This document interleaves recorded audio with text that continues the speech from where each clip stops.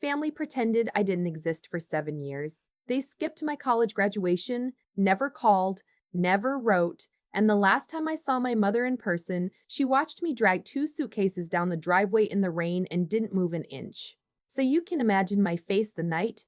All four of them strolled through the glass doors of my design studio in downtown Seattle like they owned the place. And my stepfather dropped a stack of legal papers on my reception desk and told me I had until midnight to sign over 40% of my company, or he'd make sure the bank pulled my line of credit by Monday. What he didn't know was that he'd just walk into the single worst decision of his life. My name is Hannah. I'm 31 and I run a high-end interior architecture firm that does full builds for hotels and tech offices up and down the West Coast. Before I get into what happened in that room, do me a favor and tell me in the comments where you're watching from. And if you've ever had a family member treat your success like it belonged to them, hit that subscribe button, because trust me, you are going to want to see how this one ended. It was a Thursday, a little after 6. The team had mostly cleared out except for two junior designers finishing renderings in the back.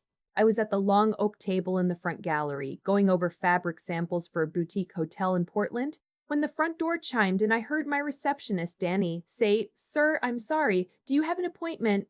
in that tight voice she used when something was wrong. I looked up and my stomach dropped straight through the floor. It was him, my stepfather, Greg. Same gray sport coat, same flushed face, same way of standing with his chest pushed out like the room owed him something. Behind him came my mother, Linda, clutching her purse to her ribs. Then my younger half-sister, Brooke, in a dress that cost more than my first car, and her husband, Tyler, trailing behind in a blazer with the tags practically still on it. The last time I'd stood in the same room as Greg, I was 24. It was October, cold rain coming down sideways, and he'd set my suitcases out on the porch and changed the locks on the garage code while I was at my retail shift. My crime, if you want to call it that, was refusing to put my name on a $60,000 home equity loan so Brooke could open a boutique that folded in 11 months. He told me I was ungrateful, that I'd never make it without family, that I was dead to him. And for 7 years, the whole house took him at his word. Nobody called when I got my degree. Nobody called when my grandfather passed. They erased me clean. And now here they were, standing in the lobby of the thing I built with my own two hands. I wiped my fingers on a cloth, set down the fabric, and walked over slow. Greg didn't even pretend to be glad to see me. No hello, no, how have you been? No sorry about the last 7 years. Hannah, he said, loud enough that Danny flinched. I need to speak with the owner. Privately. Now, you're speaking to her, I said. He laughed. That short, ugly bark I hadn't heard in years, and it landed in my chest like a fist. He reached into a leather folio and pulled out a thick clip of papers, and he slapped them down on my reception desk hard enough to knock over Danny's pen cup. Here's how this is going to go, he said. You sign these. 40% equity transferred to a family trust, effective tonight. We're blood, and it's time you started acting like it. You refuse. I call Marcus Webb. You know Marcus? He runs commercial lending at the bank that holds your operating line. Plays golf with me every Saturday. One phone call from me and that credit line is frozen Monday morning. You'll miss payroll. You'll fold inside a month. And you'll be right back out on the street where you started. Brooke pushed past him, eyes sweeping the gallery with a little curl of her lip. I expected something nicer, honestly, she said. It feels kind of cold in here. Industrial. Is that what? Exposed concrete? People are over that, Hannah. She said my name like it tasted bad. Tyler stepped up next to her and put a hand on her shoulder, doing his best impression of a man in charge. Look, he said, we're not here to fight. We're here to help. Running a little design shop is sweet, but you clearly don't understand how to scale a real operation. You're leaving money on the table. You bring me on. I restructure your vendor contracts, optimize your overhead, and you just focus on the pretty stuff. I looked at his wrist. Big steel watch, the kind that runs 8-9 grand, but the cuff of his shirt underneath was frayed at the edge and dingy at the fold. Little things. You learn to read people by the little things they think nobody notices. And I already knew exactly who Tyler was because I'd read the business section that week. His startup, some logistics app, had missed its Series A close 18 months ago and was burning cash with no runway left. Word in the founder circles was he wasn't returning his investors' calls. The watch was a costume. The whole man was a costume. My mother stepped forward then, soft and pleading, the way she always got right before she asked you to set yourself on fire to keep her warm. Honey, please. Greg's giving you a chance to fix things. We could be a family again. Brooke and Tyler are expecting a baby, and they just need a little stability. Don't burn this bridge. A family again. They wanted 40% of my life's work to bankroll my sister's nursery, and they were dressing it up as forgiveness. Greg tapped the papers, impatient. Well, do you sign, or do I call Marcus? Danny's hand was already hovering over the phone, ready to dial the police the second I gave her the look. Any sane person would have had them thrown out right there. I could have, but I looked at their faces, all four of them so sure they'd already won, and a different idea started taking shape. I gave Greg a small, warm smile. There's no need to call anyone, I said. I turned to Danny. It's fine. Walk them back to the conference room, the big one, with the view. Make them comfortable. We've got a lot to talk about. Danny stared at me like I'd lost my mind, but she did it. And as she led them down the hall, I watched their posture change. Greg puffed up like he'd conquered something. Brooke smirked at the renderings on the walls. Tyler muttered something to her about valuation and exit strategy. They walked into my main conference room, glass on three sides, the city lights coming on outside, and they dropped into the leather chairs like kings. The second the door clicked shut, my mother went to work. She reached for my hand across the table, and I slid it away, smooth, like I was just reaching for the water pitcher. Her face crumpled right on cue. The dry, theatrical tears. "Oh, Hannah," she whispered. "You have no idea how much I've missed you. These 7 years have been torture for me. A mother should never be apart from her daughter. Torture." Interesting word from a woman who watched me walk into the rain and then went back inside to finish dinner. She pointed a trembling finger at the contract.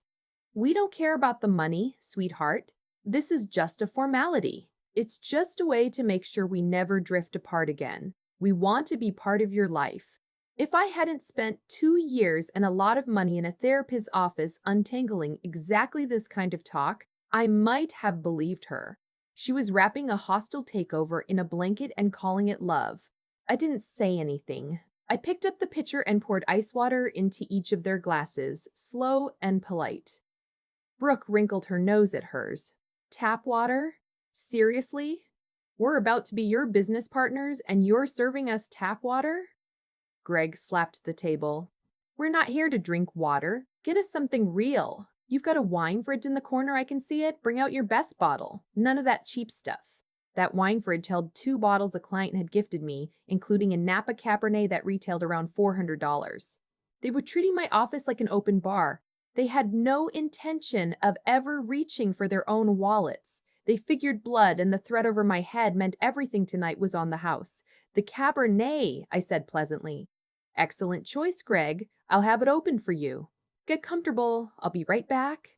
I stepped out and pulled the door shut behind me, and through the glass I watched Tyler lean in and tell Greg how easy it was going to be to clean house on my staff.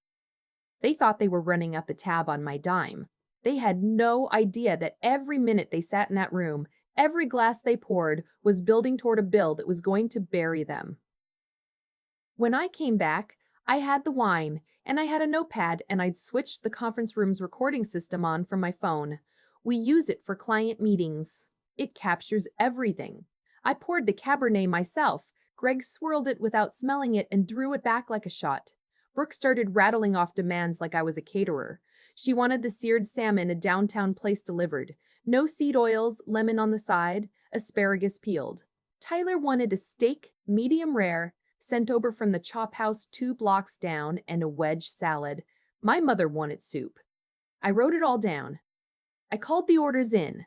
I knew, watching them, that the running total of that wine and that food and the catering rush fees was climbing past $1,000, and I let it climb. Greg finally banged the table.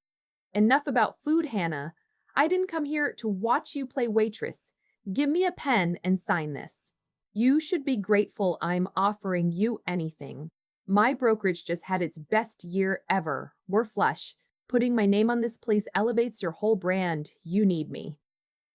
I looked at him. He said his firm was thriving, but the vein in his neck was standing out and there was sweat at his hairline, and his fingers were drumming the table in a fast, frantic rhythm.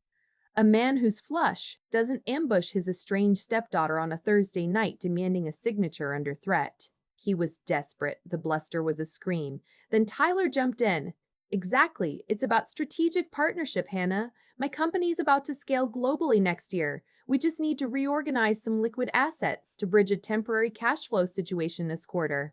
Once we merge portfolios, we optimize your margins and cover my short-term operational costs until the next round clears.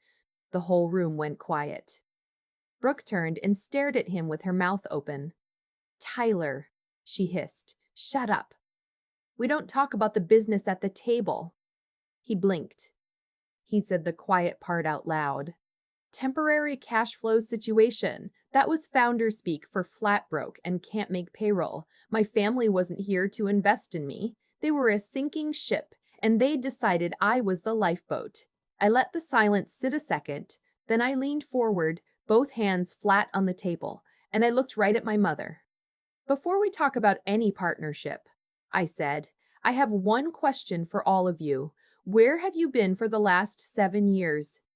My mother's tears evaporated. She sat up straight, smoothing her skirt. What kind of question is that? We gave you the space you wanted. You ran off. You were unstable back then. We had to protect the family. I laughed, short and bitter. I didn't run. Greg put my bags on the porch and changed the code. You stood in the window and watched me leave in the rain with no coat and nowhere to go. You didn't call to see if I was alive. You erased me. Greg crossed his arms. You were disrespectful. You needed to learn about loyalty. It had nothing to do with loyalty, I said, and my voice dropped. It had to do with the account at First Cascade Bank, the $40,000 education fund my grandmother left in my name. The color went out of my mother's face. Brooke's mouth fell open. Greg's knuckles went white on the edge of the table. I hired a forensic accountant 3 years ago, I said, casual as the weather. I wanted to see if I could finally use what Grandma left for design school. You want to know what he found? 4 days after you threw me out, Greg, you used a forged power of attorney to liquidate that account. Drained every cent, closed it. Tyler turned slowly and stared at his father-in-law. And you want to know what you spent it on? I leaned toward Brooke. The down payment on a destination wedding in Cabo. My future for an open bar and a photographer and a beach so you could play princess for a weekend. You needed me gone so I wouldn't get the bank statements in the mail. You ghosted me for 7 years to cover up a felony. My mother dropped her face into her hands. We were desperate, Hannah. The deposit was due. Brooke would have been humiliated. You weren't even using it. I wasn't using it because I was working 3 jobs and living in a studio with a space heater, I said. Don't tell me I wasn't using it. Greg slammed his fist down. Enough ancient history. I raised you. That money belonged to this family.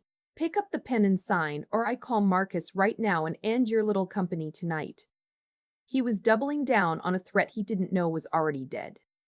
Tyler put his hands up, going for peacemaker, that smug tech bro calm. Okay, let's bring the temperature down. Hannah, you're getting emotional. This is basic corporate structuring, not family history. You're an artist, I get it. Women in creative fields put a lot of feeling into their work, and that's great, but real business is objective. You don't understand the high-level mechanics here. I turned and looked at him. I don't understand the mechanics, I said. That's a bold assumption about a woman running an 8-figure firm. Tell me which part I'm missing. Is it the part where you took a bridge loan at 12% just to cover your monthly burn? Or the part where your debt's eaten your liquidity and you're ducking calls from your angel investors? His hands came off the table. The smile died. I read the business pages every morning with my coffee, Tyler, I said. You know what I read last Tuesday? A piece about a local logistics startup that failed to close its funding. about a founder being sued by his own board for mismanagement, about a company that filed for Chapter 11 8 days ago. Brooke whipped around. Chapter 11? Tyler? What is she talking about? You said the New York investors were wiring the money this week. Tyler wouldn't look at her. Sweat ran down the side of his face. Pivoting is a polite word for broke, I said. So tell me again how I'm too emotional to understand handing 40% of my profitable, debt-free company to a man who can't make his own payroll. Greg looked between me and Tyler, the picture of the rich son-in-law he'd been bragging about at the club crumbling in front of him. Then he reached into his coat and pulled out his phone, held it up like a weapon. You brought this on yourself, he said. I offered you a way out. But you had to be the smartest one in the room. He scrolled to a contact, set the phone on the table, and put it on speaker so we could all hear it ring. Let me show you how the real world works. You're nothing without your location. Marcus Webb's bank holds your paper. One call and you're done. It rang twice. Then a tired voice picked up. Hello? Greg lit up. Marcus, it's Greg from the club. Sorry to call so late, buddy, but I've got a situation downtown and I need a quick favor. A pause. What situation, Greg? It's after 6. I'm sitting in my stepdaughter's little design studio, Hannah's place. She's being uncooperative about some family business, and I need you to teach her a lesson. As a favor, freeze her operating line. Pull her credit Monday morning. There was a long, awful silence on the line. The smug little smiles around the table started to slip. Greg, Marcus finally said, and his voice was cold, have you lost your mind? You're calling my personal cell on a Thursday night to ask me to illegally freeze a healthy commercial account? Do you have any idea what you're describing? Greg's smile faltered. Well, yes, but look, it's a private family matter, Marcus. You have the power, just pull a few strings. I can't pull a single string, Marcus said, because Hannah's company doesn't bank with us anymore. She moved her entire operation, line of credit and all, 6 months ago. We don't hold her paper. I have no authority over a thing she does. And frankly, after this call, I'm not sure I want to keep holding yours. I watched Greg's face go gray.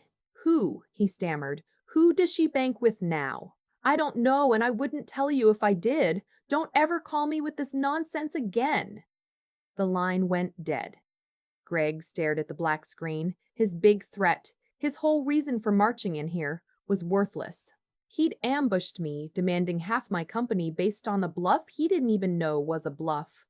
That doesn't change anything, he said, voice thin. Marcus is getting old. You got lucky on a technicality. But your new bank won't care about a problem tenant. I'll find out who they are. I'll make calls Monday and have them shut you down. I reached over and stopped the recording on my phone, slipped it back into my pocket. There's no need to wait until Monday, I said softly. And no need for any calls. I walked to the credenza along the wall, slid open the cabinet, and took out a thick manila envelope stamped with the blue seal of the Washington Secretary of State. I carried it back and dropped it on top of his contract. Open it. Greg's hands shook as he pulled out the documents. Articles of organization. His eyes scanned down, and I tapped the line that listed the sole managing member. Read the name out loud, I said. His mouth moved. Nothing came out. Let me help you. The company that bought out my old loan and now finances my entire operation is called Cascade Bridge Holdings. I'm the sole owner. There's no board. There are no sharks. There's just me. While you and my mother were buying ice sculptures in Capo with my college money, I was working 80-hour weeks. While Tyler was lighting investor cash on fire and buying watches he can't afford, I was in a studio apartment saving every dollar. I built my own credit. I built my own capital.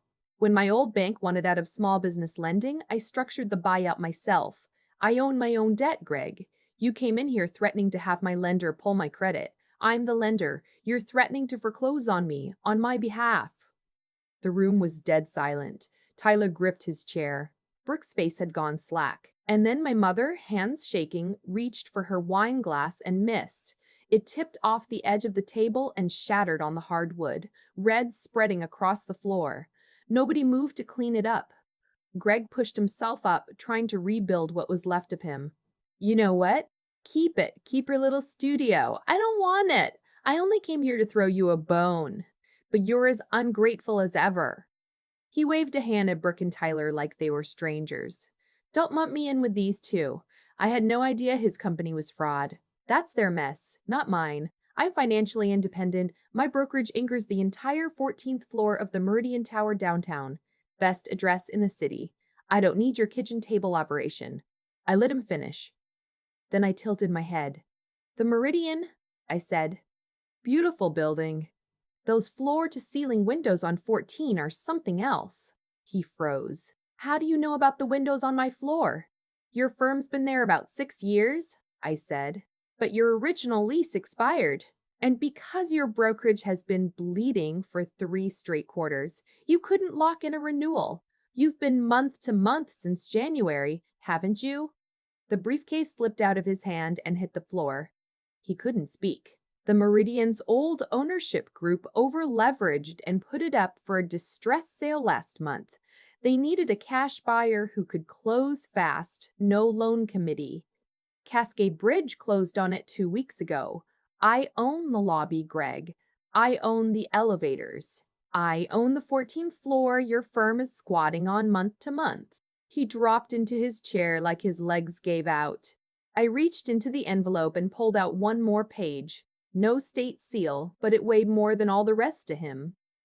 I slid it across the table. Since you're month to month, Washington law lets me adjust the terms with 30 days written notice. Consider yourself served.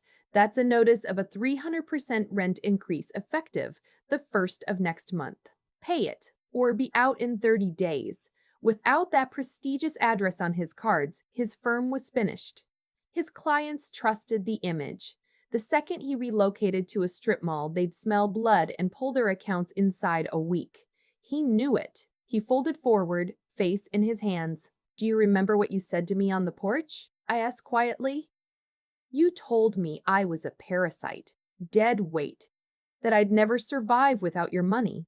So I went out and learned exactly how the world works, while you sat in a rented office playing pretend with other people's money. You're the parasite now, Greg. And without my building to prop up your image, you're the one who won't survive. That's when Tyler made his move. I watched him do the math. Greg was finished. The real money in the room was mine. He stood, brushed at his blazer, turned his back on his own father-in-law, and put on a sick, eager smile. Hannah, listen, I owe you an apology. I told Greg this ambush was a terrible idea. You and me, we're the new generation. Forget him. You and I form a direct partnership. The Chapter 11 is just a restructuring. I need a short bridge to clear payroll. 200 grand. Nothing to a property owner like you. Give me a loan tonight and I'll cut you 20% of the platform. We'll make millions. Before I could answer, Brooke shot up and shoved him in the chest. Are you begging her? You're throwing my dad under the bus to beg my sister for a handout? You told me the New York money was wiring this week? Shut up, Brooke, he snapped. We're broke. The house is in foreclosure. My company's dead. And maybe if you weren't maxing out 5 cards a month, we wouldn't be. I'm pregnant, you loser, she screamed. You told my family you were a millionaire. They tore into each other right there in the middle of my conference room, the perfect couple coming apart at the seams. I let it run about a minute, then I said, enough. Not loud. It cut right through them anyway. I walked around the table to Brooke. She tried to lift her chin, tried to summon that old superiority she'd been swinging at me since we were kids. Don't look at me like that, she said. This is all his fault. I'm a victim. You're not a victim, Brooke. You're exactly what you've always been. You walked into my company tonight and insulted my work and treated my staff like servants because you think you're better than everyone. But what makes you better? The dress? The one on the card that's been maxed since last fall? The leased SUV that's 3 months behind? Your house is in pre-foreclosure, and you're listed as a corporate officer on Tyler's company, which means when his investors file their fraud suit next week, your name is right there next to his. She backed up, shaking. How do you know all this? I know everything. You built a fake life on stolen money. You never had anything of your own. You never did. Please, she whispered, the fight finally gone. I'm your sister.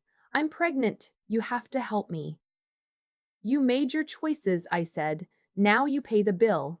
She turned to Greg and my mother, the way she always did when she needed rescuing. But Greg was slumped in his chair, clutching his chest, and my mother was frozen, staring at the broken glass. Then my mother snapped out of it, because the only person in the room with money was me. She lunged, arms out, real tears now. Hannah, stop this. He's your father. I gave you life. You can't do this to your own blood. I stepped back and she stumbled. You gave me life, I said. That's biology. You did nothing to protect it. You watched him scream at me for years. You watched him steal my grandmother's gift. And when he put me out in the rain, you could have opened the door. You could have handed me a coat or $20 for a cab. You stood in the warm house and watched me freeze because standing up to him would have cost you your comfortable life. You chose your comfort over my survival then. You're doing it right now. You're not hugging me because you missed me. You're hugging me because you think I'm your new meal ticket. She broke down sobbing. She had nothing left. I looked at the four of them. The ruined tyrant, the exposed enabler, the bankrupt golden child, the fraud, and I felt the weight I carried for 7 years just lift off my shoulders. This reunion is over, I said, but there's one piece of business first. I opened the door and David, my office manager, stepped in with a leather folder. The catering and the wine and the rush fees and the gratuity came to $4,200. I laid the itemized bill on the table. Greg, desperate to prove he was still somebody, threw down a platinum card, declined. A corporate card, declined. 3 more, all declined. He told Tyler to pay. Tyler laughed in his face. He grabbed Brooke's arm and she yanked away. The bank had frozen her accounts that morning. My mother reached for her checkbook and I put my hand flat over it. We don't take personal checks from people with a documented history of financial instability, I said. I looked at my watch. Theft of services over $4,000 is a felony in this state. You have 5 minutes to settle this, or I call the police. Greg scrolled his phone with shaking hands, looking for someone to wire him money, but a man who built his whole life on fake wealth doesn't have real friends. Tyler paced, cursing at a phone no investor would answer, and Brooke, who'd never once in her life heard the word no and meant it, lost it completely. She swept the catering trays off the table, sent plates and glasses shattering across the floor, screaming that I was jealous, that this wasn't fair. I knocked twice on the wall. My 2 security guys, both ex-corporate event security, came in and had all 3 of them restrained in about 15 seconds, calm and careful, nobody hurt. Then I called the police, gave them the address, told them I had 3 individuals detained for felony theft of services and destruction of property. It took the officers 4 minutes. Greg tried to talk his way out, called it a family misunderstanding, said his staff was assaulted. The officer looked at the broken glass, the 5 declined card slips David had printed, and the state-stamped articles of organization I handed him proving I owned the building, and he reached for his cuffs. They walked all 4 of them out through my gallery, and it was the worst possible night for it, because I had 3 of my biggest clients in the front, going over a proposal at the long table. The whole room went silent. A dozen people watched my stepfather get walked past in handcuffs, his head down, my sister sobbing with mascara running, Tyler trying to hide his face. The exact kind of people Greg had spent his whole life trying to impress. Right at the front doors, Greg stopped and turned, eyes burning. "You're dead to me, Hannah," he screamed. "Do you hear me? You are dead to me." I stood in the middle of my own studio in front of my own clients and I didn't raise my voice. "I died 7 years ago, Greg," I said. "You're screaming at your landlord. Get off my property." The officer pushed him through the doors and they swung shut. A month later, I was up in my office above the gallery early, coffee in hand, watching the sun come up over the sound. My attorney's email was at the top of my inbox. Greg hadn't fought the rent notice. He couldn't afford 300%, and he had no ground to contest a month-to-month termination. His firm moved out of the Meridian under cover of night to avoid being seen and relocated to a strip mall between a vape shop and a payday loan place. His clients pulled out within the week, exactly like I said they would. Tyler's bankruptcy got tossed by a federal judge and his investors filed, and now he's looking at real time for fraud. Brooke filed for divorce 10 days after that dinner, but because her name's on the corporate filings, her accounts are still frozen by the feds, and she's living in the spare room at my mother's, and my mother spends her days watching the whole thing she protected fall apart. I didn't feel sorry for any of them. They built those cages themselves. There was a folder on my desk, a new lease for the 14th floor of the Meridian, that corner office with the view Greg loved so much. I turned down a dozen offers from law firms and hedge funds. Instead, I signed it over to a nonprofit that does emergency housing, legal aid, and job training for young people who've been thrown out by their families. Kids exactly like I was. I gave them the whole floor on a 10-year lease for $1 a month. Where Greg used to sit denying claims and hoarding what wasn't his, a team of caseworkers would sit instead, helping kids who were shivering somewhere right now, feeling worthless and alone. I want to talk to those of you who've been cast aside and told you'd never amount to anything without the people who, deep down, wanted to watch you fail. When a family makes you the black sheep, it isn't because there's something wrong with you, it's because you refuse to play along with the story they needed to tell themselves. My family needed me to be the failure so they could feel like a success. The moment I stopped playing my part and walked out, their whole system lost its balance, and they tried to drag me back down because misery wants company. But the thing about rock bottom is it makes a solid foundation. I built everything I have out of the stones they threw at me. Forgiveness without accountability is just an open door for more harm. I didn't owe them half my company because we share a last name. Setting a boundary isn't cruelty, it's survival. They tried to bury me because I didn't fit their mold. They didn't realize they were planting a seed. If you've ever had to cut off toxic family to save yourself, tell me about it in the comments. Hit subscribe and remember, your success is the only apology you'll never have to give. The strange thing about that night isn't that my family fell apart. It's that they fell apart in the exact shape they built.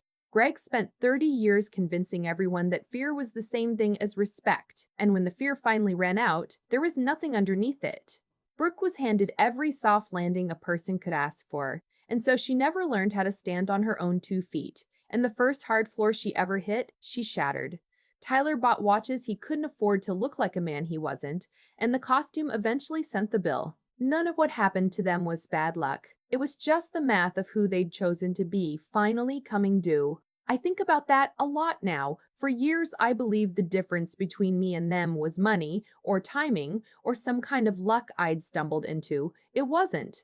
The difference was that somewhere in that freezing studio apartment, working 3 jobs with a space heater that barely worked, I made a quiet decision to become someone I could actually respect. Not someone who won, someone honest. I paid every debt I owed.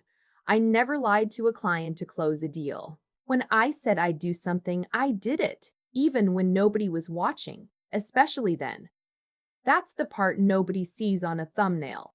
The character you build in private is the only thing that holds when everything public gets stripped away. And honesty alone wasn't enough.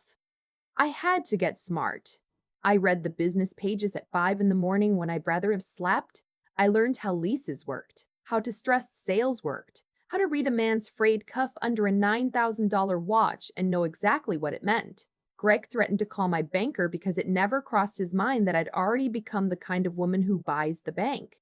Knowing things, really knowing them, is its own quiet armor. But here's what I'd tell anyone shivering on a porch somewhere tonight with 2 trash bags and nowhere to go. The honesty and the knowledge don't mean anything without the stubbornness to keep going on the days you've got nothing left. I wanted to quit 100 times. I cried in walk-in coolers. I ate ramen for so long I can't smell it now without flinching. The thing that carried me wasn't talent. It was the refusal to lie down one more day and then one more after that. You don't get to choose the family that throws you out. You don't get to choose the cold. But you get to choose, every single morning, whether you're going to be honest, whether you're going to keep learning, and whether you're going to get back up. Those three things built everything I have. They're the only inheritance that ever mattered. And the beautiful part is, nobody can sign it away from you, and nobody can put it out on the porch in the rain.